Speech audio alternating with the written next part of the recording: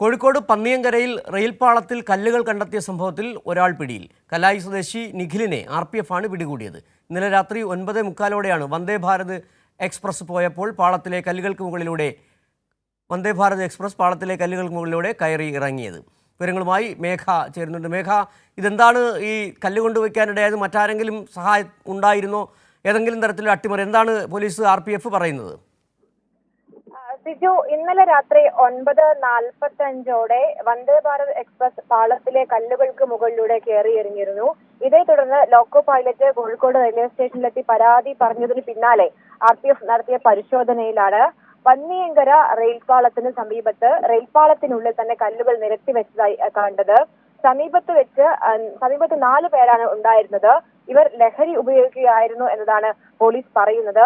നിലവിൽ കല്ലായി സ്വദേശി നിഖിലിനെയാണ് പിടികൂടിയിരിക്കുന്നത്. ബാക്കി 3 പേർക്ക് വേണ്ടിയുള്ള തിരച്ചിൽ പോലീസ് നടത്തുന്നു. ഇവർ സ്ഥലത്ത് നിന്ന് ഓടി രക്ഷപ്പെടുകയായിരുന്നു. നേരത്തെയും ലഹരി സംബന്ധമായ കേസുകളിൽ നിഖിൽ പ്രതിയാണ് എന്ന് കൂടി RPF പറയുന്നു. ഏതായാലും നിലവിൽ RPFന്റെ കസ്റ്റഡിയിലാണ് ഈ പ്രതിയുള്ളത്.